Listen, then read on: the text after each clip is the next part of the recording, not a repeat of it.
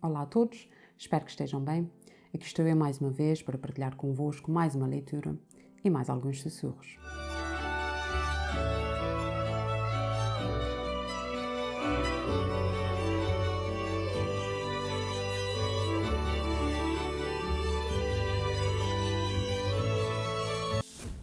O meu nome é Malvina Sousa e hoje neste espaço, quando os livros sussurram, vou partilhar convosco excertos do livro A Bicicleta que Tinha Bigodes, de Jackie.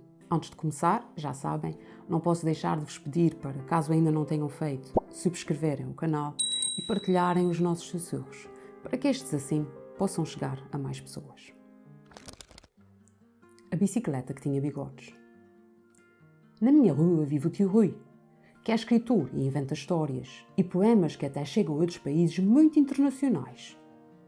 O camarada Mudo, um senhor gordo que fala muito e está sempre sentado na esquina da nossa rua, disse que essas histórias já foram transformadas em peças de teatro, num país com um nome comprido, parece que se diz Jugoslávia. Quando havia notícia na rádio que iam dar uma bicicleta bem bonita, amarela, vermelha e preta, lembrei-me logo de falar com o tio Rui. Era um concurso nacional, com o primeiro prémio de uma bicicleta colorida que já apareceu na televisão. Mas nesse dia, na nossa rua, não havia luz.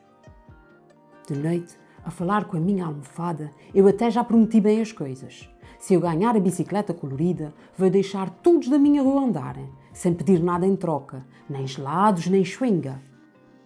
Essa promessa assim bem dura de fazer é que me fazia acreditar que eu ia mesmo ganhar a bicicleta. Mas eu não tenho jeito nenhum para essa coisa das histórias. Falei com outros miúdos para saber quem tinha ideias, quem queria participar no concurso nacional da bicicleta colorida. Mas todos me gozam a dizer que essa bicicleta já deve ter dono, que já sabem quem é que vai ganhar. Não entendi aquilo, mas não desisti. Fui ainda falar com o camarada Mudo. É verdade que essa bicicleta que estão a anunciar na rádio não é de verdade? Claro que é de verdade, o camarada Mudo respondeu. Tu tens uma boa história. Eu só tenho uma boa vontade de ganhar essa bicicleta. Mas para ganhares tens de inventar uma história. Mas é pensar que devíamos pedir patrocínio ao tio Rui. Aquele que escreveu bué poemas. Isso não é batota. Batota porquê? E as outras crianças? Quero lá saber. Não tenho culpa que o tio Rui vive aqui na minha rua. Eles que descubram tão bem o escritor da rua deles. O excerto que aqui temos pertence a uma história muito bonita e começa por nos dar informações importantes acerca da mesma. Logo nos primeiros 3 parágrafos são-nos apresentadas as 5 categorias da narrativa: narrador, ação, personagem, espaço e tempo. Sendo que, na primeira frase, são-nos oferecidas referências relativas ao espaço. Na minha rua, há o narrador, que ficamos a saber que é participante, isto é, participa na história e por isso conta na primeira pessoa.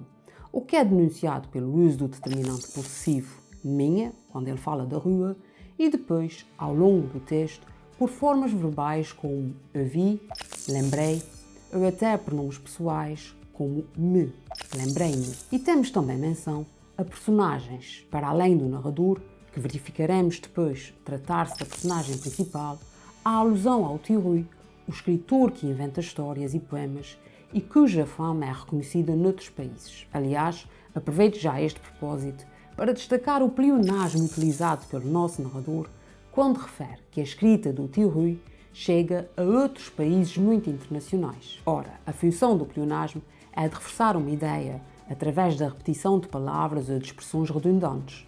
O que aqui acontece com o intuito de reforçar o reconhecimento do tio Rui além fronteiras, mostrando-nos que ele é, de fato, um bom escritor, ao mesmo tempo que percebemos que o narrador é uma criança pela forma como se expressa. No segundo parágrafo, ficamos a conhecer uma outra personagem que tem um nome muito curioso, o camarada Mudo, que estranhamente fala muito.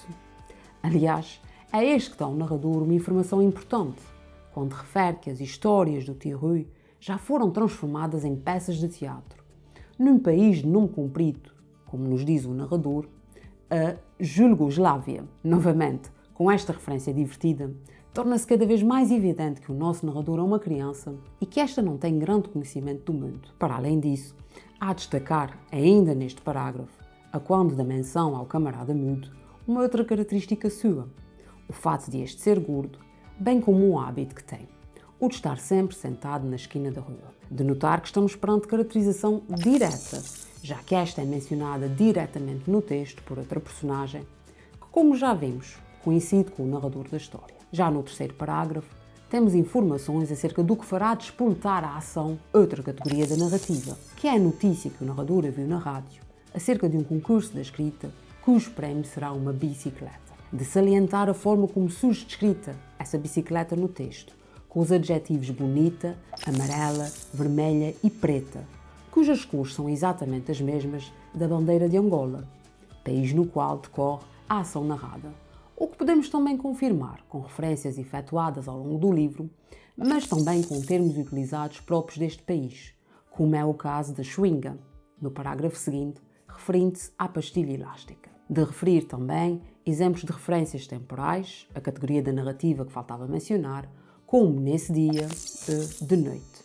Ora, o narrador também nos diz que assim que ouviu a notícia na rádio, pensou logo em ir falar com o tio Rui, revelando-nos que lhe será difícil conseguir escrever uma história que o leve a ganhar a bicicleta. Bicicleta esta que já havia aparecido na televisão, mas que ele não conseguiu ver, pois tal como nos diz, neste dia na nossa rua não havia luz. Outro aspecto curioso acerca da história e das vivências da personagem. Desejando muito ganhar a bicicleta, o narrador decide fazer uma promessa. Mas não se trata de uma promessa qualquer. Segundo ele, é uma promessa bem dura. E ele fala dessa forma exatamente por acreditar que assim tem mais possibilidades de conseguir ganhar a grande bicicleta. E que promessa foi esta? Eis que, se conseguir ganhar a desejada bicicleta, o narrador deixará que todas as pessoas da rua andem nela, sem pedir nada em troca, nem gelados, nem chewing-gum. Chewing-gum, a tal pastilha elástica que referi há pouco. O que dito desta forma nos mostra que se trata de algo pouco comum nele, daí que agora constitua uma promessa dura. Depois de nos contar isso, o narrador também nos vai revelando o seu plano, ou seja, o que vai fazer para ganhar o concurso, já que, tal como ele mesmo confessa, não tem jeito nenhum para essa coisa de histórias. Então, primeiro vai falar com os outros miúdos, para saber se estes têm ideias ou se vão participar no concurso. Mas é gozado por todos, já que estes referem que a bicicleta já terá dono e que sabem quem é o vencedor. Perante este primeiro revés, ele não desiste. E eis-nos aqui perante caracterização indireta, já que é através deste seu ato que nós, leitores, o caracterizamos, percebendo-o persistente. Assim, decide ir falar com o camarada mudo, que, como já vimos, fala muito. E começa por perguntar-lhe se o prémio da bicicleta é mesmo verdade, e quando o homem lhe pergunta se este tem uma boa história, para conseguir o que deseja, este dá uma resposta engraçada. Diz: eu só tenho uma boa vontade de ganhar essa bicicleta. Quando é confrontado com o fato de ser necessário que invente uma boa história para conseguir um ambicionado prémio, o rapaz confessa que está a pensar em pedir ajuda ao tio Rui. E nessa altura, na sua forma de falar, identificamos mais uma vez termos que se afastam da língua padrão, como te, mas é, bebé. Perante esta ideia, o camarada miúdo pergunta se ao pedir ajuda, o rapaz não estará a fazer batota, e alerta para a injustiça que isso poderá constituir para as outras crianças. Ao que o rapaz, sem papas na língua, diz que não quer saber e que não tem culpa que o tio Rui viva na sua rua, pelo que as outras crianças devem procurar também os escritores que vivem nas ruas delas. Aqui verifica-se o quanto a nossa personagem quer ganhar a bicicleta colorida. Estas suas respostas também nos ajudam a caracterizá-lo. E eis que se trata novamente de caracterização indireta, já que somos nós a perceber como é que ele é pelo que diz ou faz, revelando que este só quer ganhar a desejada bicicleta, mesmo que para isso tenha de ser injusto com as outras crianças. Também aqui temos outro aspecto relevante da nossa história.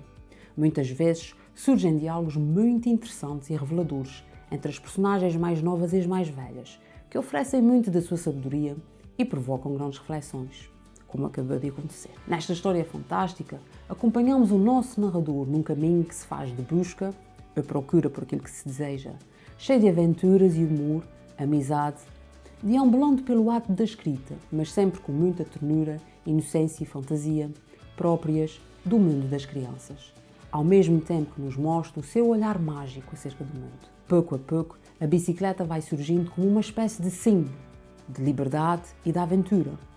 Somos também presenteados com diálogos fantásticos das relações entre as crianças, mas também das crianças com os mais velhos, a família e os vizinhos, com características e nomes muito peculiares. O livro ainda nos oferece um olhar sobre a década de 1980, em Luanda, altura marcada por grandes alterações sociais, políticas também, em Angola, mostrando-nos como, apesar disso, as crianças conseguem arranjar maneiras criativas de se divertir e sonhar. Falemos um pouco do autor desta obra, publicada em 2011, pelo grande Njaki, que eu já aqui vos trouxe, pelo que não me alongarei nesta parte. Recordo apenas que nasceu em Luanda em 1977 e que a sua obra está traduzida em diversas línguas. Vencedor de grandes e variados prémios, sendo um destes o Prémio Bissaia Barreto de Literatura para a Infância 2012, com o livro que aqui vos trouxe. Segundo um júri, na sua escrita destaca-se o contributo que o Njaki faz para que a língua portuguesa seja língua de reconciliação e mesmo de consciência crítica para todos os falantes de português. Sem dúvida, alguém a ler. Espero que tenham gostado mais este momento. Antes de me despedir, peço-vos novamente para, caso ainda não tenham feito, subscreverem o canal e partilharem esses sussurros. Creio que já sabem, mas de qualquer das formas relembro, podem encontrar os sussurros na plataforma Spotify. Despeço-me então, prometendo voltar na próxima semana para mais um momento de partilha e mais um encontro com quem está aí deste lado. Até lá, não se esqueçam, é importante estarmos todos atentos, porque os livros sussurram.